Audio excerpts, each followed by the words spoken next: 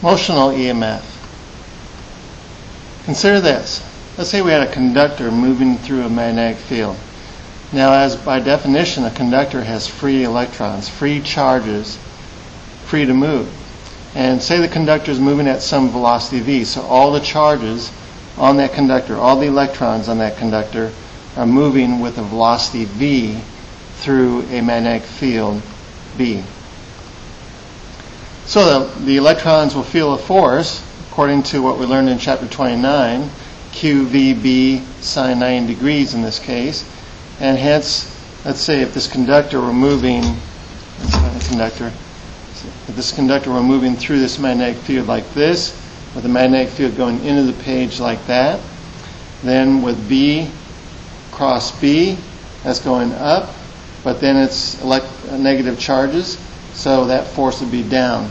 So all the negative charges on this conductor would be forced in a downward direction, thereby leaving behind a positive charge. So an opposite charge will build up, a positive charge will build up at the top of the conductor, negative charge at the bottom.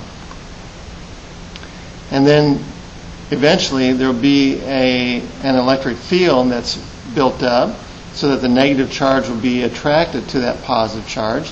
And at some point, that downward magnetic force will be balanced by the upward electric force. When that happens, when this moves through and the two forces are equal, then we'll find that QE will equal QVB. In other words, there will be an E field set up that is equal to the velocity of the conductor times the magnetic field. And with that E field set up, there will then be a voltage across the length of this conductor equal to the E field times the length, which will be BLV. Kind of like a BLT, only it's BLV. The induced EMF, the voltage, will be equal to BLV. Where B is the magnetic field, L is the length of the conductor, V is the velocity that it's moving with. If it's moving in the opposite direction, polarity of the voltage will be reversed, and we'll have positive on the bottom and negative on the top. Consider a similar situation where we have some rails and we have a conductor moving along these rails with a resistance over here. And so we have a closed circuit here. If this conductor is moving to the right here, then there's going to be a change in flux through this closed loop, this closed circuit, equal to the field times the change in area, which will be equal to the length of this conductor times the change in x, because that will be our change in area as far as a rectangle goes. Hence, we'll have an induced voltage by Faraday's law equal to the change in flux per time, which will be the field times the length times the change in x per time. But the change in x per time is indeed the velocity of this conductor as it's going along the rails. So this voltage will equal BLV. Just the same way as just a free conductor moving through a magnetic field. If we put it on these rails, it will still generate the same voltage, BLV. And hence, if we have a resistance in this closed circuit, there will be an induced current equal to the voltage divided by the resistance, BLV divided by R. Since our flux, as you're looking at, the flux is into the page, and since the area is increasing, that flux is increasing into the page. This induced current will be will produce a field out of the page to oppose the increase in flux into the page, and hence this induced current will be counterclockwise by the right-hand rule.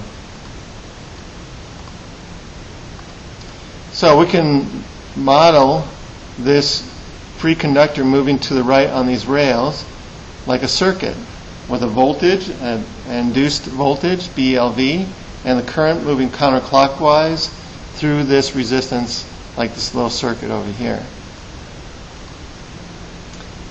The power dissipated in this circuit will be I squared R, which will be which will be BLV over R squared times R, which will be B squared L squared V squared divided by R. And that will be the power dissipated in this moving conductor circuit. Let's try this out. In the figure, we're going to have a conductor moving to the right. Assume that R is equal to 6 ohms. The length of the conductor is 1.2 meters, and the magnetic field is 2.5 Tesla into the page. At what speed should this bar be moved in order to produce a current of 0.5 amps in the resistor? Well, we just proved that the current should be equal to the voltage divided by the resistance, BLV divided by R. So if we solve this for the velocity of that conductor, we have the velocity should equal the current times the resistance over the field times the length. And if we want to produce a 0.5 amp current, this will be 0.5 amps, 6 ohms, over 2.5 Tesla times 1.2 meters. That will be equal to 1 meter per second. So if we move this conductor at 1 meter per second, we will produce a half amp current in that resistance. It's not going to be easy to move this across, though. This opposing flux and this opposing current is actually producing a force that is difficult, that's working against us as we're moving this to the right. So in order to produce this current, we're going to have to push on this in order to maintain that velocity. Here's a conceptual example of a moving conductor in a magnetic field. A spacecraft orbiting the Earth has a coil of wire in it. An astronaut measures a small current in this coil, although there's no battery connected to it, and there are no magnets on the spacecraft. What is causing the current? Well, you can probably see by my diagram. If you have a conductor moving through the Earth's magnetic field, you have a moving conductor moving through a magnetic field, and that will generate a voltage and a current. So that is one way that we could possibly steal some energy in order to create electricity. Always has to come from somewhere. So if we're stealing the energy from the Earth's magnetic field, we are stealing energy from the magnetic field, which is energy we might need because the Earth's magnetic field actually does something for us. It protects us from dangerous charged particles from outer space, namely from the sun and possibly from other places in the galaxy. So we can steal this energy, we just don't want to make it sure that we don't make it a major energy source because we might deplete the Earth's magnetic field. Here's another application. A railgun. Consider a high voltage power supply hooked up to a conducting system as shown. If we run a high voltage, we're going to have a very large current, and in this case, as we indicate here, it's going to flow clockwise through this circuit. As it's flowing clockwise, as you're looking at it, clockwise this way, that would produce a large magnetic field into the page. And hence, with this conductor moving to the right and the current moving down, with that current and magnetic field, there's going to be a force on that, pushing that to the right. Let's see, the current's going down, magnetic field in the page, force pushing this rail to the right. Let's say we reverse that voltage, and we have the high voltage going the opposite direction, so the current is going up through that rail, and we have a large magnetic field coming out of the page towards you. If the current's going up and the field's going out of the page towards you, this force is still going to the right. So whether we have a high voltage AC voltage, it doesn't matter which way it's going to force this rail to the right, and it's going to increase speed and accelerate and finally fling off the rails and possibly out into outer space. This is called a railgun, and NASA actually has tried to employ this idea because it involves no explosions. It's just a high voltage accelerating a rail in one direction. Maybe if someday we have to shoot nuclear waste into the sun, which is not a bad idea because the sun is a nuclear waste pile anyway, we need convenient way to do that and a safe way to do that, so that there's no rockets, no explosions. We could have a large railgun that could shoot things into space, and then that would be a consistent way to make sure our launch went successfully.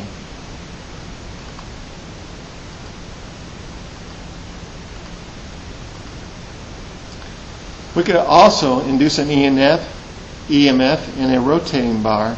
Consider this. We have a conducting bar of length L rotating with a constant angular speed omega about a pivot at one end, kind of like a helicopter blade.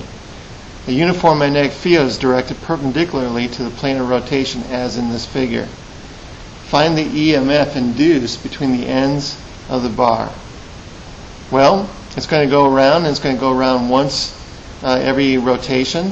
So it'll sweep out a total area of A, the area of that circle, pi L squared, in a time period t. So we would say that our flux by Faraday's law is going to equal the change in flux per time. And the field is constant, so that's going to be the field times the change in area per time. But we're going to go one full area of that circle in a time period t.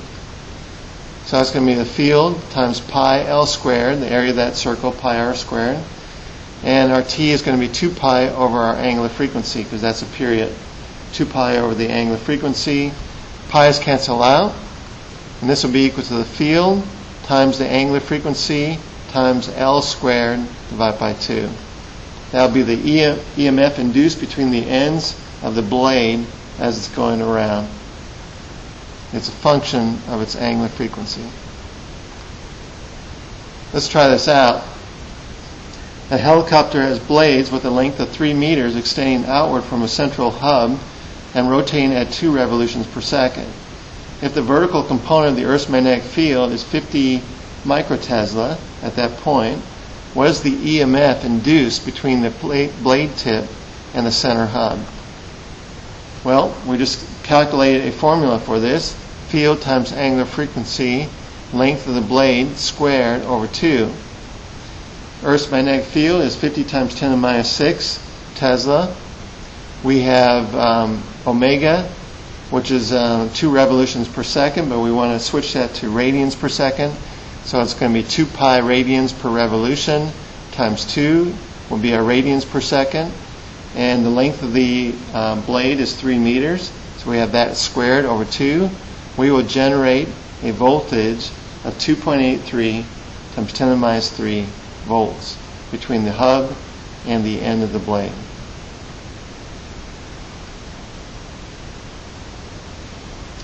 All right.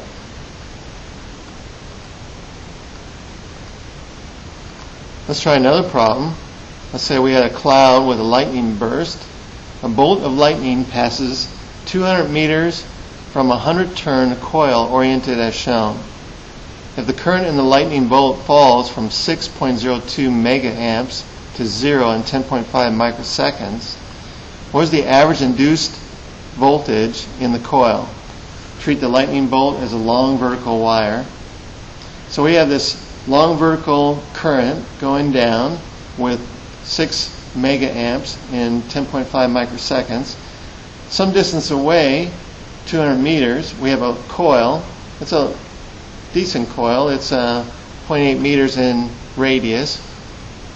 And there's going to be a magnetic field going through that coil. If the current's going down by the right-hand rule, there'll be a magnetic field coming out of the page towards you as you're looking at it.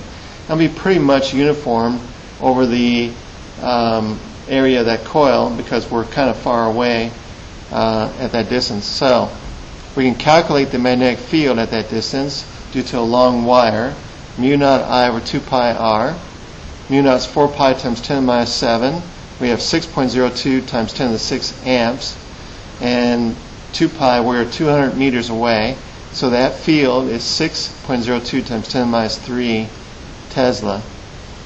Hence, the EMF is going to equal the number of turns, change in flux per time. We have a 100-turn wire. The area of this loop is pi times the radius squared, pi times 0.8 meters squared. And we're going to go from 6 mega amps down to 0 in 10.5 microseconds, giving us a voltage of 1.15 times 10 to the 5 volts. 115,000 volts. This gives you an idea that if there was some way where we can consistently know where lightning was going to strike, we could set up these coils and try to steal energy from that lightning bolt. By inducing voltage in these coils, 115,000 volts would be very useful to have if we could have a consistent way of utilizing the lightning bolts. That's something for you as an engineer to think about in the future.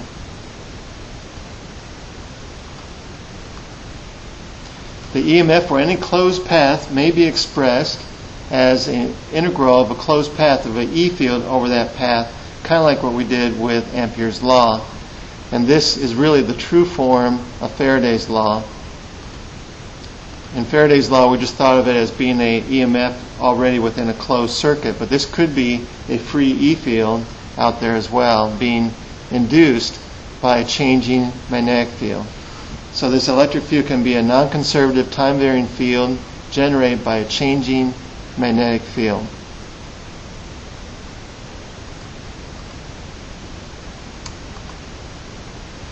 Consider this device. We have ourselves two magnets, a north pole and a south pole, and between the north pole and south pole is a large magnetic field, and we have a coil between these two poles, and we have a crank on this coil, and if I were to turn this crank, I would be changing the flux through this coil, and by changing the flux I would induce a current to flow, and hence I would induce and have electricity. So that's the basic idea behind generating electricity. If I were to turn this coil in a large magnetic field, I would generate electricity. So what's to stop me from giving this crank a good kick, have it start spinning, and then just put that coil in the magnetic field and generate electricity forever and ever for all of our needs? Sounds pretty good. The problem is trying to keep that thing turning. Let's say I had really the best ball bearings around, and this thing had no friction, and it would turn and turn and turn, except for the fact that when we're generating the electricity, the induced flux and the induced EMF is in reaction to the changing EMF that is going on. In other words, it is opposing the change. So every time that we have this coil going through, creating a change in flux, we're inducing a current, causing a torque on that coil that is opposing the change. In other words, it's hard to turn this coil because this torque is going in the opposite direction. So as I'm turning this crank, it's hard to turn this crank in order to generate that electricity. It's hard to do. Another way to look at it is by conservation of energy, the first law of thermodynamics. You can't get something for nothing. So if I'm generating electricity, it has to come from somewhere, and it's coming from me turning this crank. So the physical motion of turning this crank, me breaking down chemical energy and trying to extend that energy mechanically on this crank is what's ultimately generating that electricity. So you can't get something for nothing. The way we generate this electricity then in power plants is, for instance, in a hydroelectric power plant, we would have water go over and fall at a certain distance mechanically, so it has kinetic energy at the bottom, and that hits a turbine, and the turbine turns, and that turns the coil within a large magnetic field and generates the electricity. So that's the way it's done in a hydroelectric plant. So we're basically converting the potential energy of the water eventually into the electrical energy of the electricity. How you would do it in a coal-burning power plant is you would burn coal and you would heat water and generate steam, and the pressurized steam would turn a turbine, turn a coil in a magnetic field, and generate electricity that way. So you basically heat the coal to turn water into steam, pressurized steam, use the steam to turn the turbine. Doesn't sound very efficient, but that's the way it works. How would you do it in a nuclear power plant? In a nuclear power plant, you would have a nuclear reaction, which heats water into steam, pressurized steam, which turns a turbine, which turns that coil in a magnetic field, generates electricity. Basically the same idea as a coal burning power plant, only you only use the nuclear reaction to generate your steam instead of the coal. Again, not very efficient, but that's our design of our power plants currently today. If this loop rotates with the angular speed omega, we have a generator, and the voltage of that generator will equal the number of turns, the field times the area, NBA, omega, sine omega t. We will generate a sinusoidal voltage. And if there's resistance there, it'll be a sinusoidal current with a maximum value equal to NBA omega. So this current will alternate. So it'll be positive, negative, positive, negative. That's the kind of voltage we're going to generate. That's the kind of current we're going to generate with this kind of coil device. If we want a DC generator, we might put two gaps in our contacts there. So as we're going positive with our sinusoidal function, we're just about to go negative, then we kind of reverse the leads by going over those gaps, and both leads will change, and hence what was going to be negative all of a sudden becomes positive again, and we go positive again, and then as we're about to go negative again, we reverse the leads again by the action of those two gaps, and then it goes positive again. So we rectify everything in a positive way, so it looks something like this. If we add a bunch of these signals, all of them rectified in positive form, then we add them all together, all of them generally out of phase, we end up with a net constant voltage after a while, and that would be our DC voltage, the superimposed result of all those signals. Motors.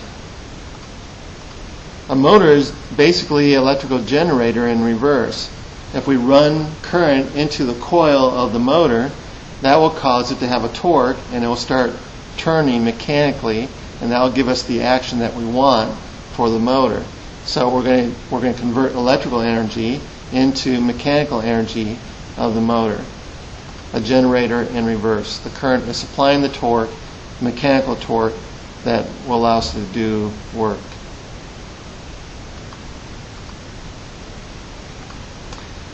In these chapters, from chapter 23 up to now, we have secretly introduced to you Maxwell's wonderful equations. The first one, the integral of an E field through a closed area is equal to the charge enclosed over epsilon naught, you recognize as Gauss's law. And that is actually one of Maxwell's equations. He kind of adopted that into the equations that we need. There's also Gauss's law for magnetism. The integral of a B field over a closed surface is equal to 0, basically stating that there are no such things as monopoles, magnetic monopoles. You can't enclose a north pole or a south pole by themselves. We also have Faraday's law, and this is the longer form of Faraday's law that we were just talking about, where we have an E field dotted over a path length, and that is a voltage, and that is equal to the negative magnetic flux per time. So we have an E field generated by a changing magnetic field. Faraday's law. Here's the Ampere-Maxwell law. We know Ampere's law. The integral of a B field over a path is equal to mu naught times the current enclosed. But in order to account for a chance that you might have a change in E field generating a magnetic field, we have an extra term that we'll explain in Physics 3, but it's equal to negative epsilon naught mu naught change in electric field per time. So we can change the electric field and generate a magnetic field as well, and that is the Maxwell contribution to this law. And sometimes we have a fifth law that is included as one of these Maxwell's equations called the Lorentz force. It is simply the force on a charge moving in either an electric field and or a magnetic field. And it's QE plus QV cross B, which we've looked at the separate aspects of that for electric and magnetic fields. So these 5 wonderful equations explain all electromagnetic phenomena and included in that is the study of light. So this is sometimes regarded as one of the greatest contributions, the greatest simulation of equations in theoretical science. Maxwell's wonderful equations that you now know and love. It's even more beautiful, if you introduce some mathematical operations here, like the curl and the divergence. It makes these equations look very, very simple under those operations of curl and divergence. They're simply simple and beautiful. Let's conclude this lecture on chapter 31 with what we call eddy currents. Consider a conductor made out of, say, copper, or in this case aluminum, and it has no magnetic material in it. It's simply a conductor that has free electrons. However, if this conductor moves in a magnetic field, those free electrons are going to move, and they're going to generate voltages and currents, as we've been talking about. So as this conductor moves into a magnetic field, we will have a current that will start to move circularly in this conductor. And because that current is moving, as we look at this conductor, this moving up here, with it moving up and a field going into the page, there'll be a force against the motion of the conductor that will start to slow it down as it moves into this magnetic field. If it tries to escape this magnetic field, the current will flow in the opposite direction due to the forces on the charges. And as the current is moving up and going out of this field, there again will be a force against the motion, slowing it down. So even though this is not magnetic material, it's a conducting material, as it moves into a magnetic field, it sets up these currents, which have magnetic moments themselves, and they will slow down this material. So it looks something like this. Let's see if I can set this up. Here's a magnet with opposite poles, and as I move this conductor tends to stop. I have to actually force it through there in order to get it through there. So that is eddy currents, and that's caused by the currents moving through this free conductor. Note, however, if I take another aluminum piece and I cut slots into it, so the large eddy currents can't flow, because now there's no conducting material down here to allow those currents to flow. That's going to interrupt the possibility of those eddy currents through this, and it goes freely through without being stopped. How about that? Well, if I cut slots into the conductor but allow a strip of conducting material at the bottom, so these large circular eddy currents are allowed to move, then those eddy currents will slow it down again, and it'll break. So with the free slots, large eddy currents gone, it only slows down slightly, but with the large eddy currents allowed to move, it slows down again. That's the best I can do as far as demonstrating that in front of the camera here. But that's a cool thing about induction and induction breaks on a conducting material. So that concludes chapter 31 on inductance and induced voltage.